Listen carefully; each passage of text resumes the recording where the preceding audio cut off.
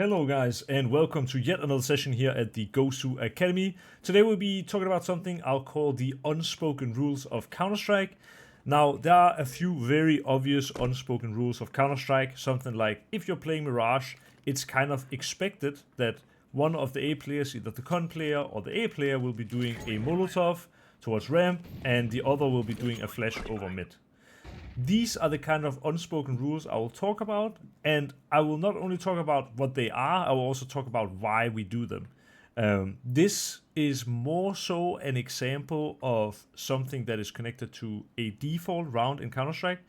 If you don't know what a default round in Counter-Strike is, it's simply just how you would start the round if you don't have a specific plan. So on a default round, this is something that you would be doing on Mirage, but when I'm talking unspoken rules, I'm looking for something probably a little deeper. Some of what I'll be showing you today is going to be talking about things that happen sort of in every default round on T or CT, and we'll be giving you sort of the answer to why teams do that, why players do that. But I'll also be talking about some unspoken rules of Counter-Strike that I'm pretty sure you guys have never heard about, and some of them might be specific to the teams that I've played in. Not all pro teams have the exact same unspoken rules in a way, so I guess they are technically spoken rules, but I would wager that a lot of what I'm going to tell you today that is more advanced than the default round of Counter-Strike is still something that is sort of unspoken, but that you maybe have never ever thought about.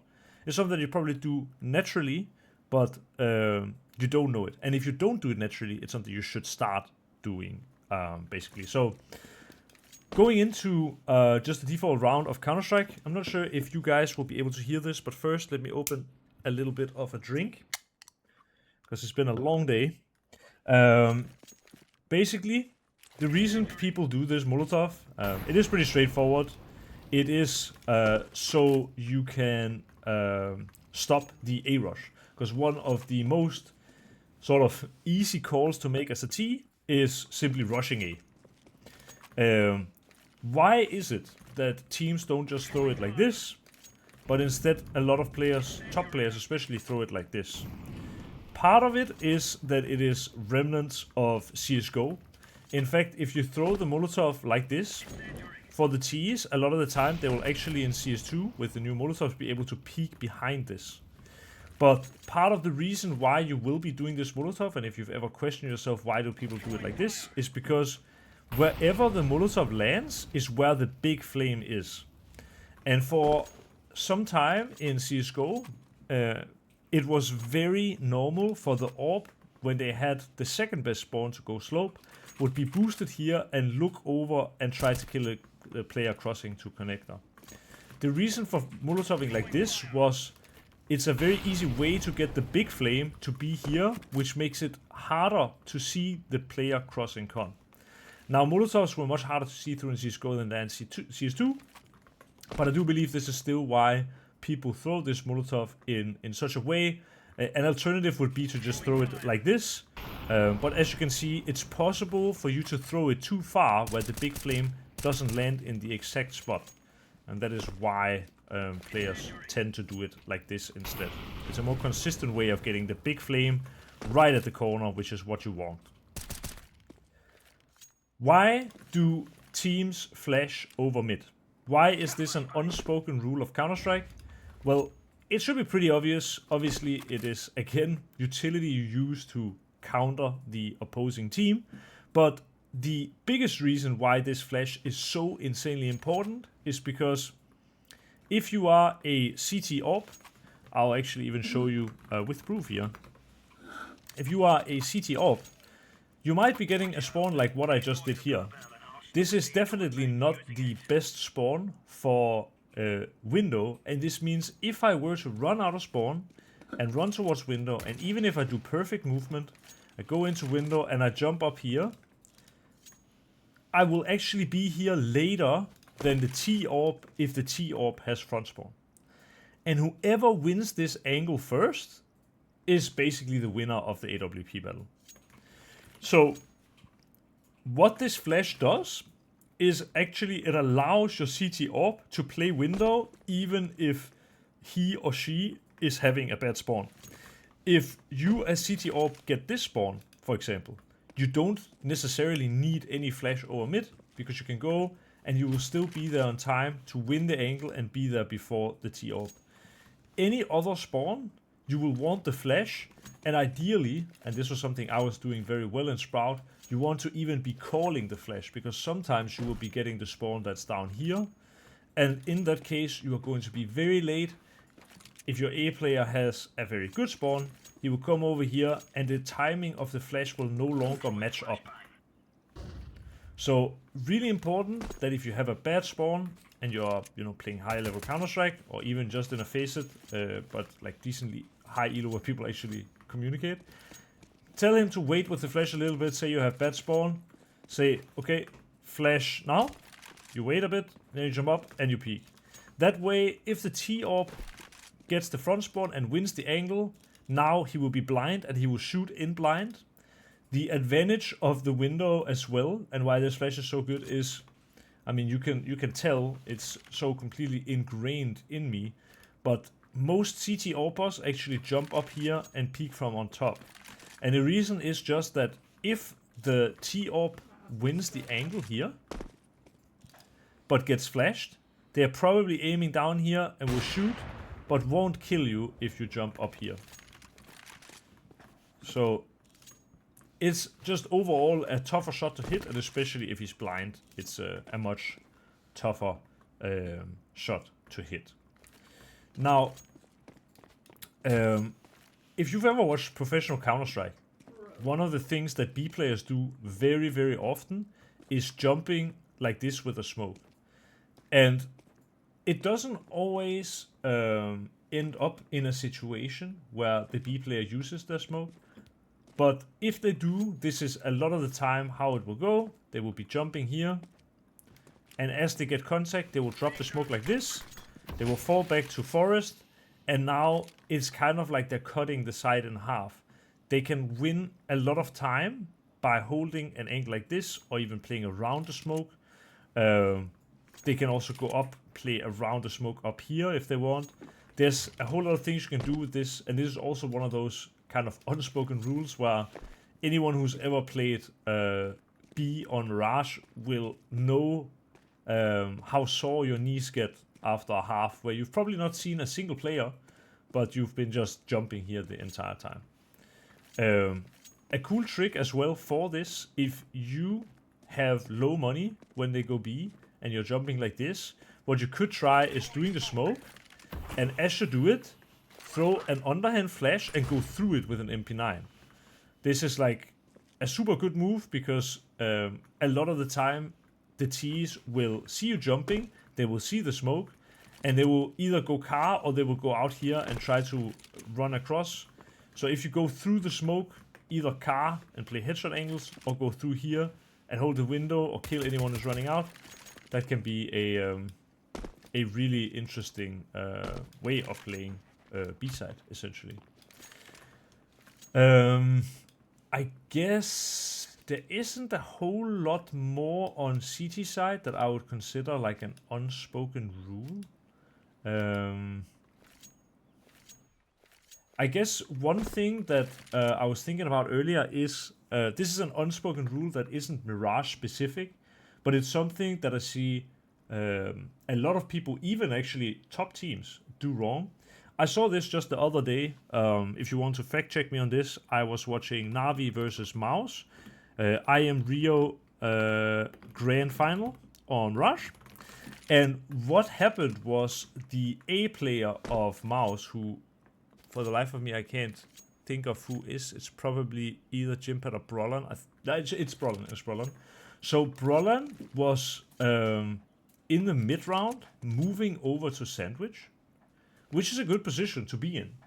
The problem with Sandwich is, if you are the A player and you are playing Sandwich, it's almost a position you will want to play when you are the second player A. So what happened here is, let me go grab an M4. Mouse was playing a mid round, and in the mid round, I guess Mouse had some kind of information that it was likely going to be an A hit. So Brollan was in sandwich, and Torsi moved over to A side. He went somewhere here, and he ended up taking contact on someone, and then he got traded by Bit stepping out of apps like this. Bam. And when... No, actually, I think even what happened was Torsi was just smoking, and when he did this, he was not ready for A house. Bit, hearing the smoke being thrown, steps out, kills him. Brollan immediately trades and kills Bit, but now Na'Vi had 2 ramp players who go up and trade out Brollan, and the A side has fallen. This could have happened any which way, but what is interesting about this and why it's a sort of unspoken rule of Counter-Strike, this is something that the top teams think about that maybe you guys don't, is in the event that Brollan didn't attempt the trade. Let's say Torsi would smoke here, Bit still steps out, everything happens the exact same, Bit steps out and kills, but he manages to step back and Brollan doesn't show himself. Good players will notice that the player they killed was Torsi. And Na'Vi players are aware that Torsi is the AWP player of Mouse, which means if he is on A, there must be another A player hiding somewhere. And it means that they will do extra work to clear out any positions. So for example, for Bit, in this case, when he kills Torsi, he will probably go immediately and Molotov Shadow. His teammates will step up here, maybe they will Molotov default. Also an interesting tidbit. You can Molotov like this. Actually, that was probably the only way I could have failed this. You can Molotov like this. I'm using a CT Molotov currently. Let me just join C side real quick. It's a cool Molotov to know. If you land a Molotov here, it burns here, here, and here. This Molotov takes and clears all 3 positions that are here. And if they would have done this, they would likely assume that Brollan is sandwich. Or at least, no matter what, it's very possible that Bit will Molotov this and just hold sandwich for his teammates while they're coming up. Because when they kill Torsi, they know there's an extra A player. Now, if the roles would be reversed, and that's basically the unspoken rule I've been talking about, if it would be Brollan dying on the A bomb side to Bit, it's possible they don't think anything of it and think they can take space, that they have a good timing, that they whatever. Always, if you are... I love making things very simple because they're easy to remember. If you are the player who is out of your normal area, you need to bait. If you are the player who is in your normal area, in your normal area, bait for your teammate. This is a very simple unspoken rule, but it's super, super good. I see it a lot in Faceit, especially at the lower levels, where, you know, as a player, maybe you are you're a shadow or whatever, and one of your teammates also wants to play shadow because they want to do some bait setup, and sometimes the A player is playing as if he tucks all the way in the corner, and now the AWP or the con player has to come and bait. And this is just, if you play against good players, they will know, they come over here, whatever, they kill the AWP, and they're like expecting someone else, you know. They're gonna do extra work to clear areas because they know this is not the right player for this area. So this is very, very, very important to think about. Going over to the T side of things, I don't think there are so many unspoken rules. I guess one of them, a little bit, it's kind of like a gimmicky rule, but there is a spawn, which is, I guess, something like this. If you have this spawn, you can aim here. You can do W jump throw, and this is an instant window smoke. I didn't have the exact spawn, but I promise you the lineup was correct. I just didn't stand in the right spot. One of the things that is also kind of an unspoken rule in top Counter-Strike is what's called the VP flash. This is a really cool flash that not enough people use. It's basically, as you're stepping up on this edge, you want to slow walk and jump through a flash. The reason this flash is so good is because anyone who is out short gets blind. Anyone who is peeking from con gets blind. And anyone who is not standing up on this thing gets blind. I believe if you're standing up here, you won't get blind. Maybe if you... No, I don't think you do. So that's also another advantage of playing on this thing, basically. I guess we could say another unspoken rule of Mirage is if you're going up Tetris and you want to jump stairs, there's multiple ways to do this, but one of them... You heard the landing sound? If you jump from something that is lower elevation and you press S before you land, it sounds like this. So if you run, it doesn't actually matter if you keep holding W, you get a jumping, like a landing sound. If you let go of W, you get a landing sound. If you tap S, you don't get a landing sound. So if you want to do a jump from lower elevation to higher elevation, use S. It works in multiple ways. Here is another one. This gives a landing sound that people can hear. I should probably put my volume up because it sounds like it's so quiet, but it is a very distinct sound. It's not possible, I think, to not make noise on the bench, but you can at least tap S and remove the landing sound from when you land. So a lot of the time what I will be doing is, let's say I'm running con or something like this.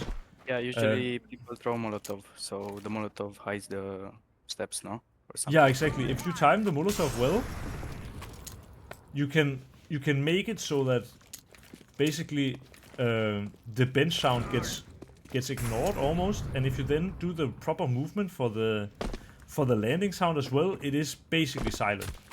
I'm messing it up right now, but it's really not that difficult. So this is a really good trick to know in general for... Quick question though. Yeah? Does the silent jump work towards palace from A-box? Like if you play CT, if you want to do like sometimes the palace player, yeah, exactly here. Sometimes the T palace player can hear if you jump, and I wonder if you can do it silently. No, I don't think so. I think it's because it's maybe not actually lower elevation because you have to step up on this thing, if you know what I mean. Like if I'm standing up on this, I'm actually higher than this, I think. Yeah, that makes sense. Can try to line up here. Yeah, it is slightly higher, right? But maybe if you would be able to do it from the metal instead. Actually, I might have messed up the movement. I think it might be possible. Yeah, it is actually possible. Damn. That's actually kind of interesting. I never thought about that. Yeah. I don't. It feels kind of inconsistent as well, maybe. Yeah, that's what I think as well. But you can do it actually. Yeah, but the only risk with this is, for instance, like if the T palace player, obviously he's gonna be prepared for a surprising play, but that's what I mean. If you could do it fast, you know, fast and silent. Yeah.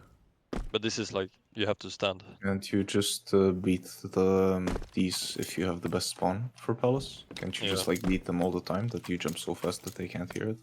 I'm not 100% on this. I don't like. I haven't timed it. I don't think you can actually. But what you can do, I choose to do this sometimes, is, you know, if you're doing this Molotov, this doesn't really work, right? But sometimes I will on purpose, if I'm doing this move, like try to do it like a little bit later.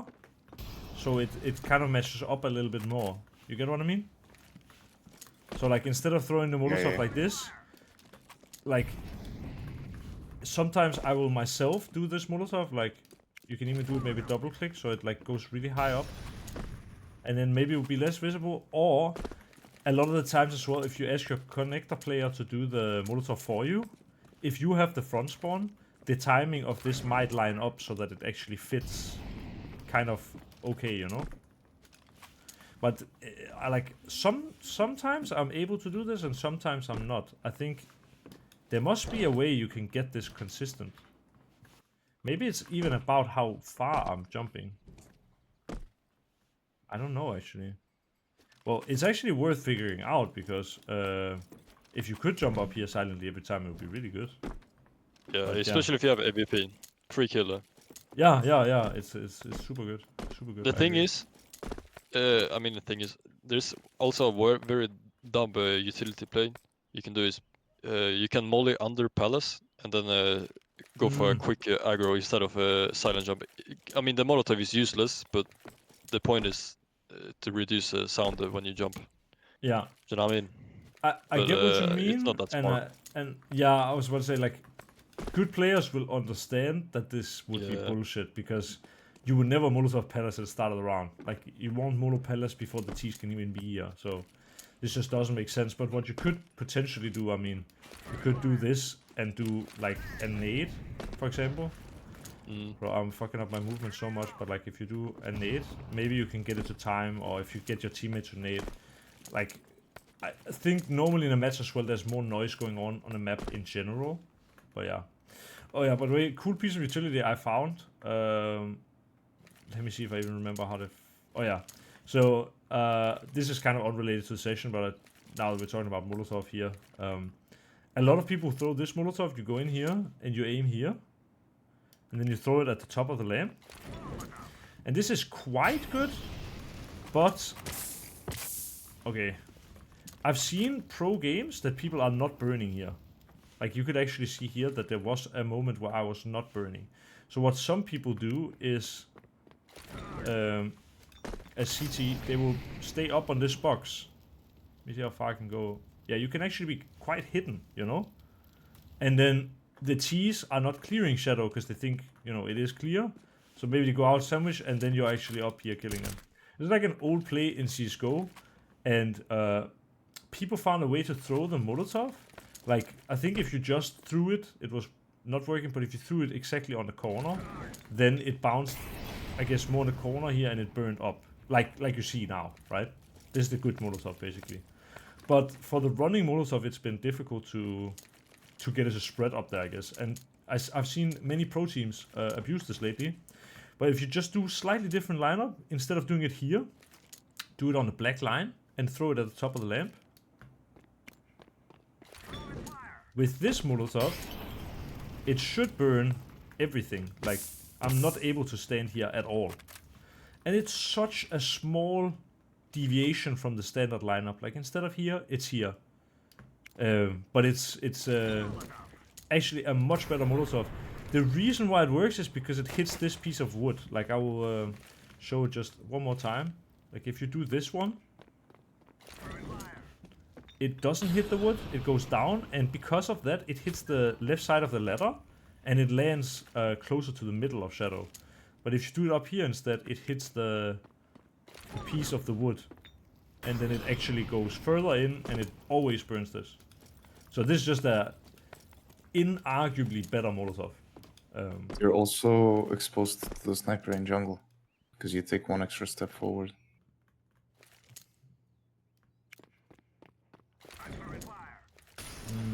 Yeah, I guess maybe you can even, like, it might be possible to even do it that you throw it before and just have a slightly different lineup. You are right, but at the same time, it's very difficult for the orb to hit the shot if you run in a straight line across here. Like, this gap is not big for the orb. One that is better from that, you can do it like from the angle of this, a little bit right? To your right also. Yeah? Yes, no, also the right one. Not this statue. Oh, this one. Yes. The angle, the left angle. Yes, the left angle. Yes, like, stand here, aim there on the top. Yeah, like there. And at the second that you cross the other statue, just release it. This. No, yes. Okay. Yeah, release. No, you release it a little bit late. Yes, like here. Yes. Release. Yeah, I think no matter what, this lineup won't be better. Even if you like, I did. Actually, the lineup does. A little bit like yes, a little bit. Yes, here. Go, release. I think this lineup is Almost. just 100% better because it will take the box, you know. And I want to bet that if you do this, like no AWP will ever hit this shot. If you look at it from an AWP POV, this is such a tiny angle. You cannot have this reaction speed. But it's still true. Like what you could die to potentially is if someone is playing top of belt. I guess if you run across, it's like safer. One time I like tried to throw it and I like press S immediately as I let go of the molly and I just got sniped. Yeah, okay. So I like entered the gap. Yeah, that makes sense. That makes sense. Yeah, I think running across is safer. You could also, yeah. I mean, the thing is, even a lot of the times, if you're playing good level of Counter-Strike, you know, you will find that it's not really a problem at all because you will be smoked anyway. And I'm sure there's a way you will be able to do this lineup through the smoke as well. But I think either way, it's, yeah. I think it's not. There are ways you can die, but I think it's quite unlikely, kind of. Okay, I have at least for those two an Ancient and Nuke, and I guess maybe, well, I can definitely come up with some unspoken rules on all maps, but on those two I have a really interesting unspoken rule, which is actually good at any level of Counter-Strike in my opinion, but it's only some people that think about it, basically. It's like a rule I had in Counter-Strike back in like 2014 or 2015 with Cyclone. But Vilga from my current team reintroduced this rule to me. I'm not sure if it actually is like insanely sick still, but I'll tell you the rule anyway, you'll be the judge. So the idea of the rule is basically if the bomb gets planted on a bomb site of those two, there are 3 retake avenues. This part we can't argue about. There's CT, there's short, and there's long. Now, the idea is that you will want to basically always retake from the areas that the T's didn't take the site through. So, just to give you a chance to visualize this, say I am an AWP player, and now the T's do a short executor, they go out short, whatever. Let's say I kill one, maybe I fall back, I take another shot, bang. Now I feel pressure to fall back and hang on to long, right? In the event that I'm doing this, I don't want to be leaving long and retaking from short. That makes sense. But for my B players as well, they ideally don't want to go through short either, because for them to have short, it means they probably own lower control and they own mid control. And it's really difficult to clear out the lurks. Like this guy, for example, can check this on timing. And it's almost impossible for you to kill him. He can play, you know, in some off angle like this. He can play here. He can play here. He can play maybe even here. I'm not sure, actually, this might not really work. But he can actually even play here. He can play behind big box. He can play up here. There's so many good angles where you can hold the back from, basically. And a lot of people leave a lurk. So if the T's were to take A side control through CT, which would basically never ever happen in a normal game of Counter-Strike, but if they were to own this area, it's kind of the same. As a CT, it's really uncomfortable if you know that they can be in CT to have to expose yourself to these angles and do the retake through this. Again, this probably will never ever happen. But it's the same concept that if the T's went through long, it's almost guaranteed that they have left some guy somewhere to watch the back. And if they went through long, it's very unlikely they have someone who is short. They could still have, you know, this kind of lurk in mid somewhere, either top mid. They could also have it in lower and stuff like this. But it is somewhat less likely to have a lurk when you're taking long, because it's typically, when you take long, something that you do with many players. Like, you could still have a B player, absolutely, or some top mid lurk. But the idea is at least you don't want to be retaking through long, because this is the area that the T's already own. When the T's plant the bomb, for example, and they have long control, they are probably not going to run down into short and take full control of this unless they really killed everyone and have very good timing. So if you're CT retaking, you can always get to short first, and that's why you want to retake in the areas that the T's didn't use to take the site. That's basically it. I forgot actually to mention it on Mirage, but I do also think there is somewhat of a unspoken rule on Mirage B bomb site that if the T's plant the bomb on B Mirage and you are man disadvantage, so let's say that there's 4 T's against 3 CTs, or there's 5 T's against 4 CTs, it's almost always worth it just to call the save. Like, that is one of the bomb sites where if you are at a man disadvantage, chances are you will never retake the bomb site. Same thing goes with Dust 2, essentially. Like, if the bomb is planted B and the T's have smoked door and they can re-smoke door and stuff like this, the likelihood of you winning this round is almost 0. If you have a super coordinated retake and, you know, it's a 3v3 and stuff like that, it's maybe possible. But even a 3v3 is almost destined to fail. And especially, as I said, if you have man disadvantage, attempting this retake is actually suicide. Because what it will be a lot with the smaller bomb sites, and when I say smaller bomb sites, Mirage B is the smaller bomb site, because there's, you know, yeah, the bomb site just isn't that big, I guess. The same with those two, like, B site is way more cramped up than A, where there's a lot of space, right? Yeah. Essentially, if you're trying to retake the small bomb sites in a man disadvantage, you typically lose. And the other reason, this is also kind of a, well, it is a somewhat unspoken rule, but again, I think not enough people think about this. I've talked about it before, but I have this golden rule of 3. Even if you lose a round, if you have 3 players alive, you can basically always buy the next round. Because 3 players can drop for 2. Like, 3 players can drop 2 weapons.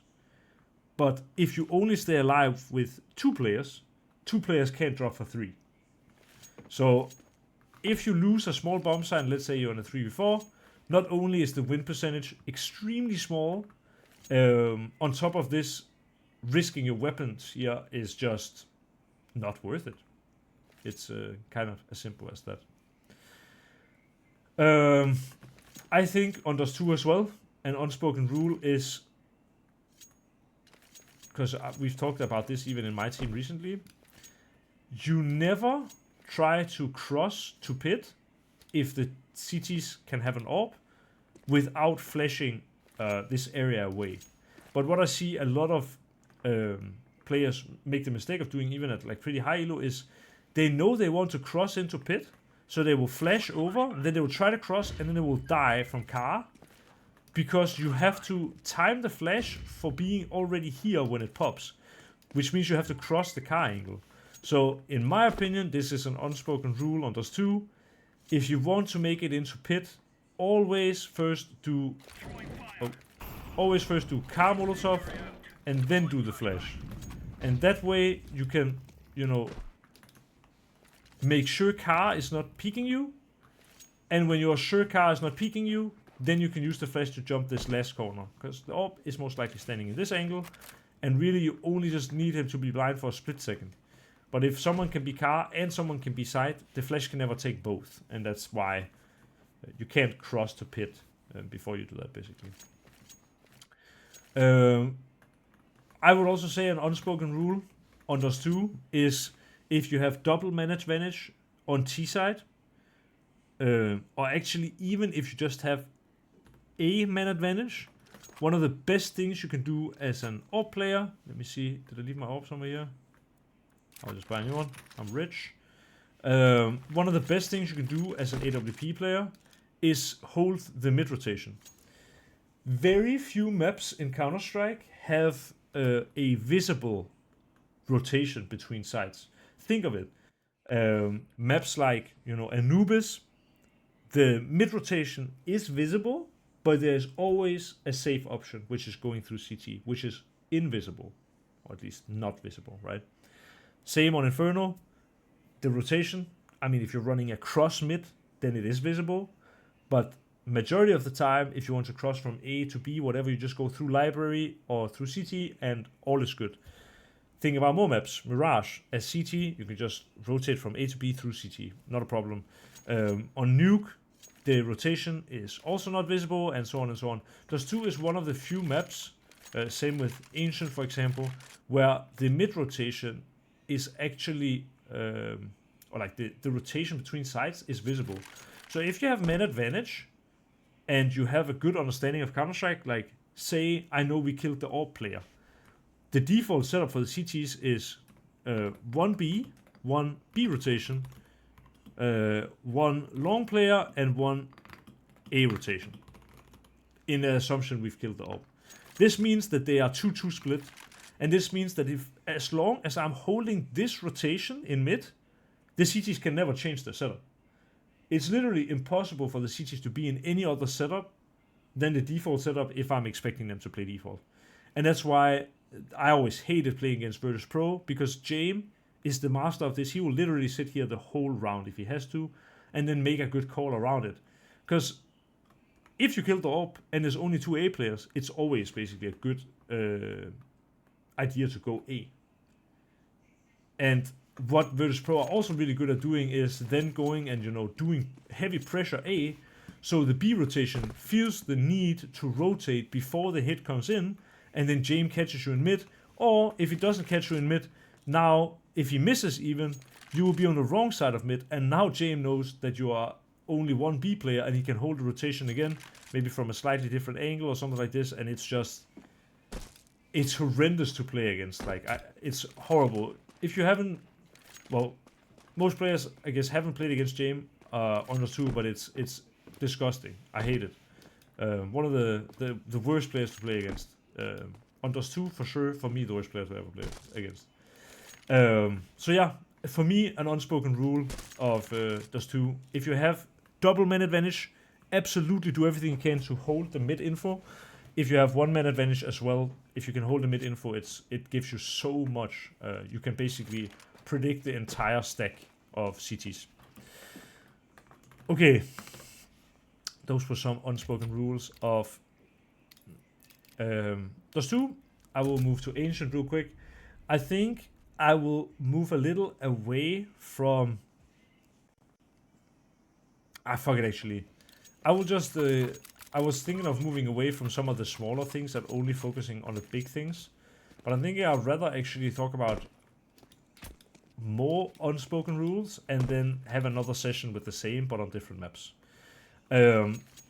When I was preparing this session, the number one thing I was thinking about when I thought about unspoken rules was that when you get smoked as CT on the backline, and the T's can be long and short, you can never go through the smoke, basically. There is just no way. The reason being that going through this will always put you in a crossfire. And it's extremely difficult to actually do anything worthwhile with this. Like, if you're smoked here, just let's imagine there's a smoke here, right? If I would, let's say, smoke off short, well, this guy, whoever, can just step in front of it and play around here, anti-flash, for example, while having a long player who is holding the smoke. Even if I smoke this and I can actually go out here, then I'm still long, and then T's can be fading, like playing inside of the short smoke. T's can be doing, like, setups where one is here, one is anti, whatever peaks. They can be, if this short is smoked, they can be getting like a flash from deep ramp in their back, which, you know, you can peek with and destroy everyone here. They can be playing in this position, which is really difficult for CTs to spam through. It's also kind of difficult to flash properly, and yeah, you can just kill the people who jump through the smoke and stuff like this.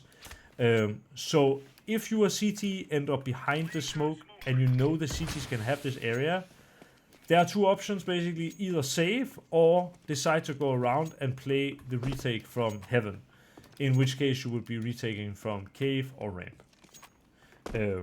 But to me, this is an unspoken rule. If you get smoked off here, no reason to even try, basically, unless you can go heaven and retake with your teammates through that instead. It also is, I mean, if you are ramp, for example, and you're coming up here, long isn't that strong anymore. The copies are still a little strong, but these duels are pretty doable. But these duels are nasty. They are hard. And yeah, part of the reason that they are hard is actually another kind of, I wouldn't say it's an unspoken rule, because I don't know if rule is the right word, but it's worth thinking about when you're playing angles in Counter-Strike. Whoever is closer to the point of contact will always have the disadvantage when it comes to view. So if I'm standing like this, I can't see someone standing here, but if someone is standing here, he can see half my body, because I'm so close to the corner that my arm will be sticking out, essentially. But if I am going to the back wall, and he is standing close to the corner, I will see more of him.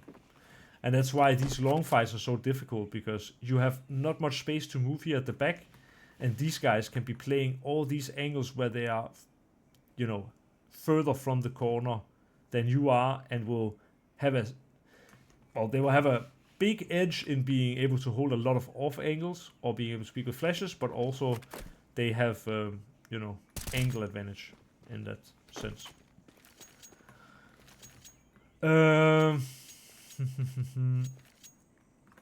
I think another sort of unspoken rule is if you are CT retaking A, if you are smoked CT, you wait with starting the retake until the smoke is faded. Like if I'm going here into tempo and I want to go and retake, like I can clear all of these angles, but if I'm going out here, they can be A main holding me, they can be on the boost holding me, they can be donut holding me, they can even be side holding me on off angle here. There's a million places they can play that the smoke allows them to play in. But an angle like this, for example, or an angle like this, is not fun to play if there's no CT smoke. The same with being on boost. It's, you know, it's kind of okay, since you're still not visible, but you will feel the need to stop them from going out CT. The same with A main. You know, you can still sit in here and hold tempo, but that means if you're not holding the CT smoke, the CTs can just go out to side. And it's the same kind of from donut. Like, as long as CT is smoked, the Ts can probably have just one guy holding tempo, and everyone else can focus donut. Like, imagine an AWP sitting here, we've seen it a million times, and a rifle, or maybe two rifles in here, holding this.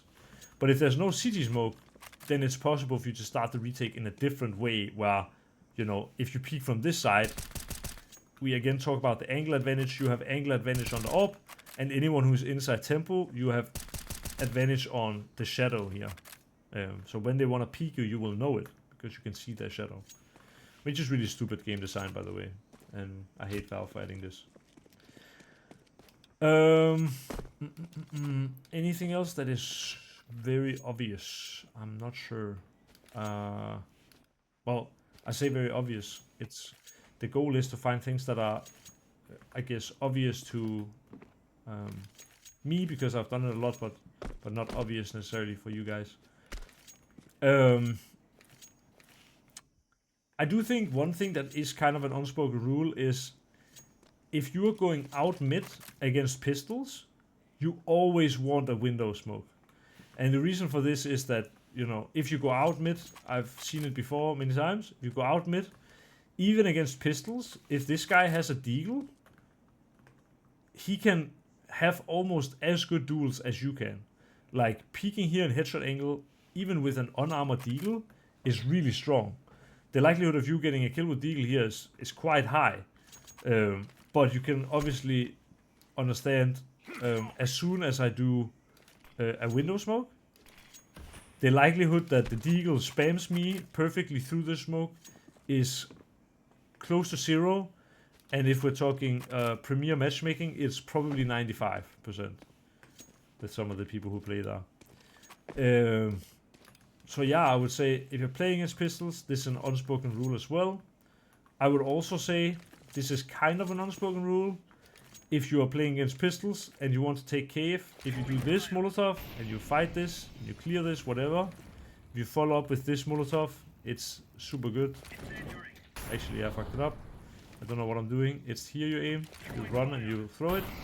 And with a T Molotov at least, this burns this and it burns everything here as well. So they can't stand anywhere. I will even prove it to you guys just for the sake of it. I'm not even sure if you need like a superset lineup, but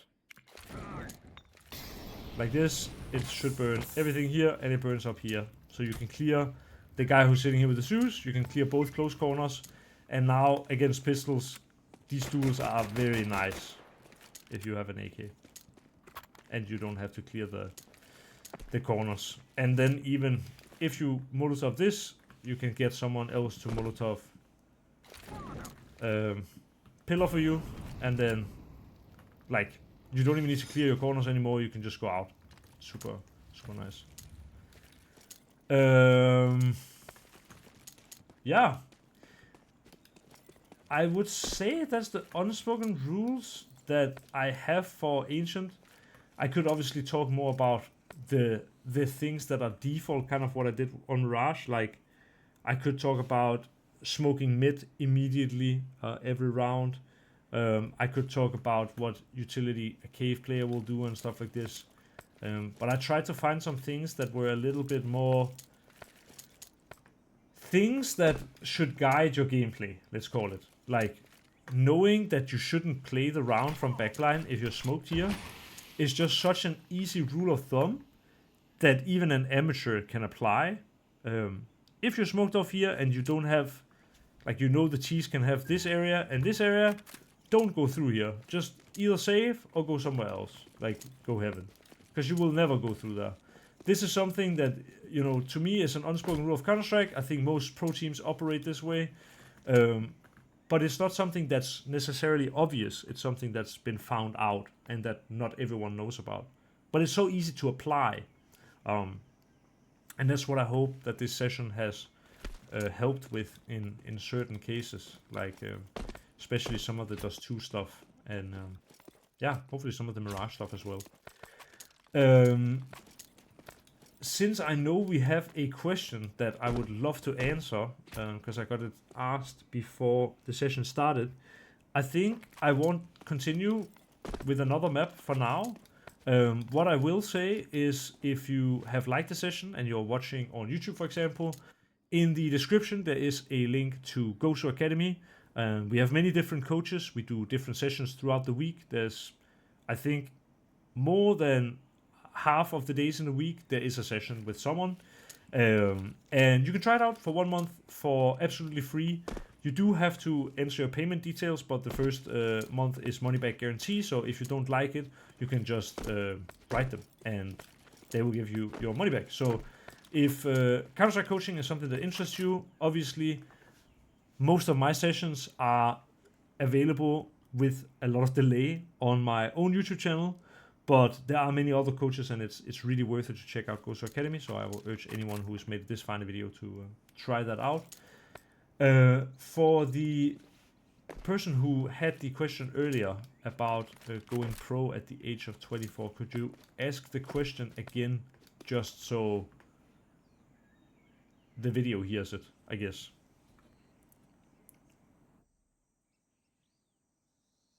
He's not here. Oh.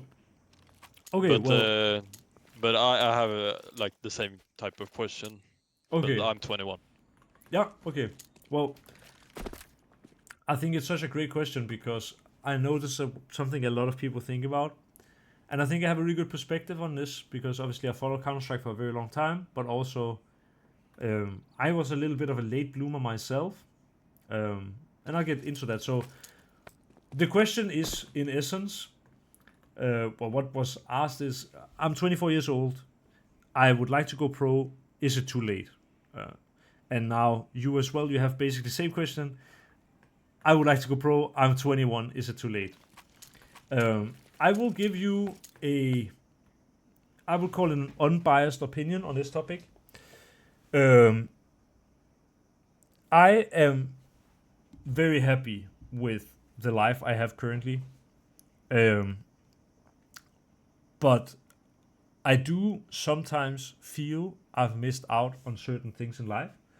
I love Counter-Strike, and I've traveled and I've seen the world and I've competed in big tournaments, and you know, those are unique experiences and memories that people just, no one can ever take it away from me. And they do mean a lot to me. But where I am in my life right now, I'm 28. I can't currently get a house because I'm only employed part-time by my organization, NIP. Because I have focused on Counter-Strike for all this time, I do have some education, the way it works in Denmark, where I'm from. You go through normal school, and then when you're, let's say, 16 to 19, you go to something called gymnasium. It's like kind of, I guess, high school equivalent a little bit. And then afterwards, you go to university. Now, I went to university for 6 months, but I dropped out in pursuit of a professional Counter-Strike career. And now, at the age of 28, I have only ever worked with Counter-Strike. I have no real life job experience, basically. Obviously, I would say I'm a dependable guy. I show up on time. I work hard. But I have nothing on a resume that isn't connected to Counter-Strike. And if I were to want to go back to school now, it means I will finish my degree at 33, probably. So there are upsides and downsides. And the things that I've just told you now is things that are relating to just how it is to have a Counter-Strike career in general. It is probably a place where if you're successful, you will make money at an early age, but you will also at a later age earn less unless you are very successful, because you get pushback with your education and many other things. This doesn't really answer the question if 21 or 24 or whatever is too old. My story is, I really only started practicing with Counter-Strike teams. I've been playing the game I started playing Counter-Strike in 2008, and in 2016 was when I started playing in teams where I actually had set practice hours. Before that, I did play in teams, but it was just for fun, and we didn't really necessarily practice. Like, we would still have some ideas, and we would add some, maybe few set rounds here and there, but it wasn't something we took super serious. So that meant it took me basically 2 years to go pro from when I wanted to do it. And that meant when I went pro, that was in 2018. That's now 6 years ago. I was 22 when I went pro. And when you go pro, if you make it to pro, you are in some regards a talent. Like, at the age of 22, I was older than some other talents that came up, but I was seen as a talent because I had untapped potential, let's call it. I think what is really shit about Counter-Strike sometimes, and this is why I'm probably now going to give you the answer that you're not looking for. I would suggest, if you think you would want to go the way of the education, like in my situation, for example, school was always sort of easy for me in a way, and so I knew I had the choice of a safe path and a risky path. Risky path being Counter-Strike, a safe path being just, I mean, I was going to law school, and I would have, also probably been having a decent job as a lawyer if I would have chosen to continue down that road instead. I know I'm using a lot of words, but there's just so much connected to this question, basically. My point is, I have a good friend, Fesher. Many of you probably know him because he's in some ways, he's been a hot name. He's made it to the major semifinal and stuff like this. Great player, phenomenal player in my opinion, actually. But he really only had his big breakthrough when he was already 25 or 26. And now he's in a situation where I actually think he is still a very, very good player and could be suited for a lot of very good teams.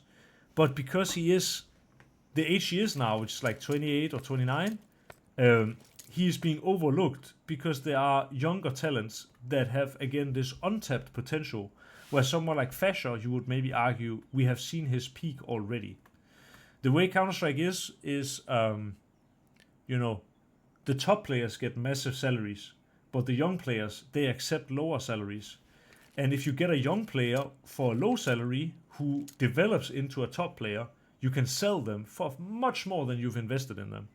Whereas if you take someone who's 28, 29, they have maybe a house, maybe they have children, they need a certain amount of money to live, and also the likelihood of you as an organization making money by selling them at a later time is slim to none.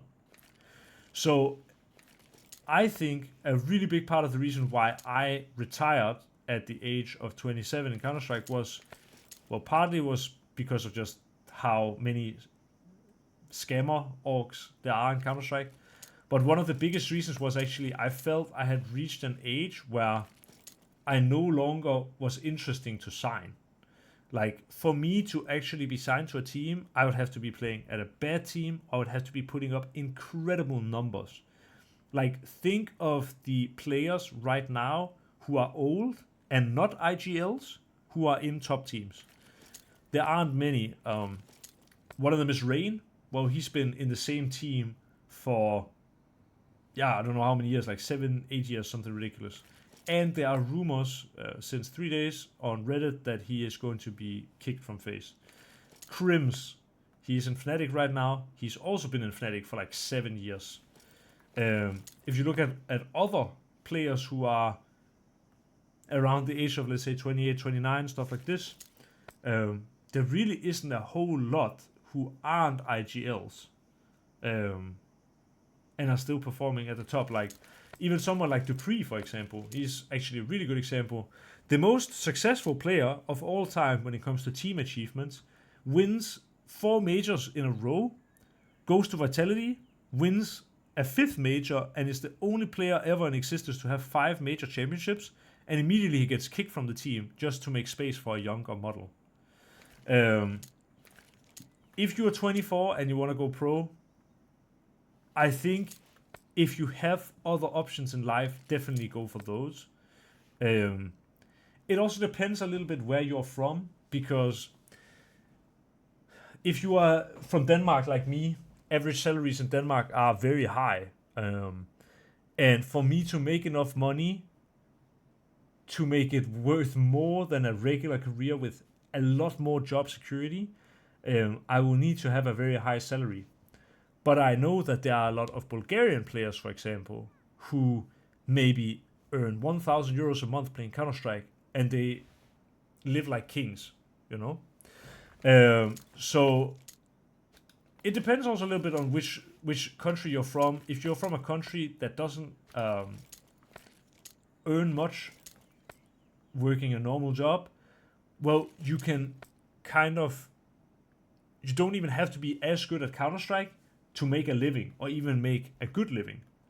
But if you are from a country with high salaries in regular jobs, like Denmark, like the Nordics, Netherlands, even America, these kind of things, like, it's most likely better for you to focus on regular career if you are at the age of 24. And I would even say at the age of 21, it's possible for you to go pro, but you will be rated lower than younger players, even if you are just as good. If you're 23 and you play against a 17-year-old talent, this guy will be worth so much more than you, even if he is just as good as you. And I remember specifically, this will be the last thing I say on this matter. Basically, I remember I've talked about it before. I had a match I played when I was 20. I played against Frozen, who a lot of you probably know, very successful player, plays for FaZe. He was 14 years old at the time, and he completely destroyed me. And I considered quitting Counter-Strike as a career, because what was I even doing with my time if a 14-year-old was better than me when I was 20? And, Frozen ended up being super good. He ended up having a far better career than me. And probably a big part of that was he was much better at me, much better than me at an earlier age. I was closer to hitting my peak than he was. And for that reason, he, had a better career because he was just a better player. So the older you are, the more difficult it is to go pro. And that's why, aiming to go pro when you're 18, maybe 19, maybe 20, is doable, but I would say anything above that, it's difficult. If you're 21, there's still a chance. If you're 24, I would recommend going a different path.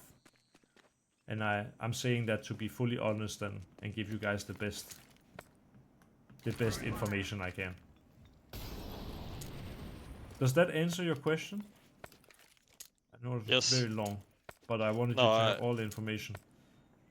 The thing, everything you said, I really agree about, because first it depends on your age. If you're really good as young, you can definitely make it, but also where you're from.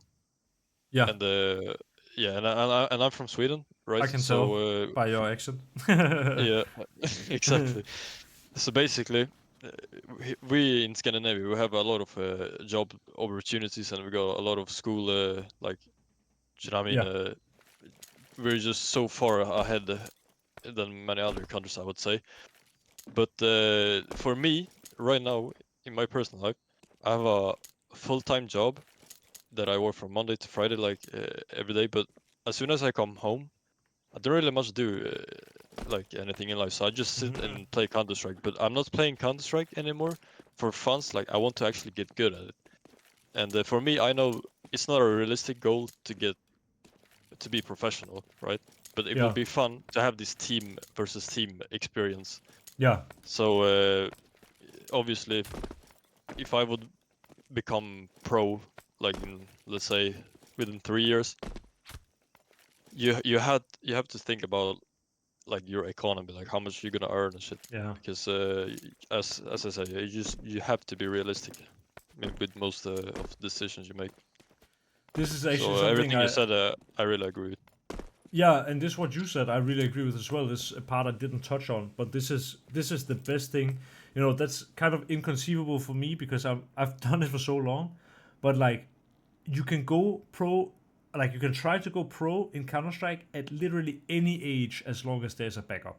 If you have a full-time job and you play Counter-Strike when you get home, if you want to try and go pro like that, I am so much for trying something, and if you start getting results, investing more time in it, a little more time and a little more time. And that's what I did as well. I was going to just finish my school and I was going to university and stuff like that. And then, my YouTube took off, and then I wanted to focus on that. And then afterwards I wanted to go pro, and then I wanted to, but even Saiwu, for example, who is, I think, the greatest player. Well, he's not the greatest player of all time, but in a way he is. How good he is means he is, he will be the best in the world eventually. I have no doubt in my mind. When we look back on careers, he will be the best. Better than Dunk. I'm pretty damn sure. Even though basically Dunk was incredible. Basically a Messi. And even he was getting offers of 10,000 euros a month when he was 17 years old, and his mom was telling him he had to finish his school first. And you can say, okay, that's crazy by the mom. especially when you know how good Saiwu is today. But imagine that it would have failed and he would have nothing to fall back on. As long as you keep that backup option open, like if you have a full-time job and you want to spend your time competing in CS and trying to go pro, absolutely fucking do it. The worst thing that can happen is you don't make it, and that's, but then you still have fun, Yeah, right? exactly. So Yeah. as long as you're not investing full-time hours in CS and doing nothing else and just hoping, you know, that's that risk is not worth it. But doing it the way you're doing it is super smart. Yeah, and also you get the experience of like hanging with basically normal people who doesn't game every day like we guys do, and obviously if you went through school, big positivity, because then you know what kind of social environment you can get into and stuff like that. So as Stiko once said, like I think he posted a video recently where going through school is very important, and I agree, because obviously you get jobs if it doesn't work out, and yeah, that's what I thought.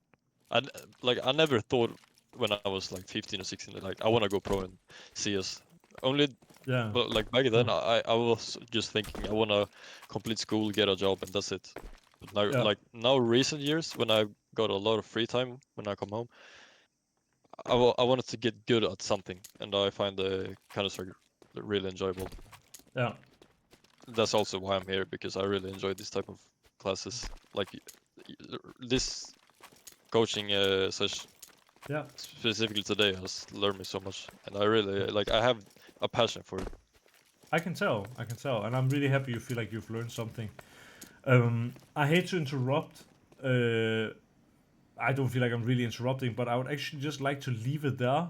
Normally I ask for more questions and stuff like this, but also today I think, you know, to me feels like it was a good session, and we had a good chat about this question, which was super important to, I think, majority of people who watch my videos. So yeah, I'm really happy where it is now. If any of you in the academy, you know, have a request for next session, feel free to write me a Discord DM. I would love to hear your ideas, and otherwise I will be back on next Thursday. I don't think sometimes I do have some matches and stuff like this, but this Thursday I believe I have nothing, so you should expect to see me again next time. Yep, GG, well played.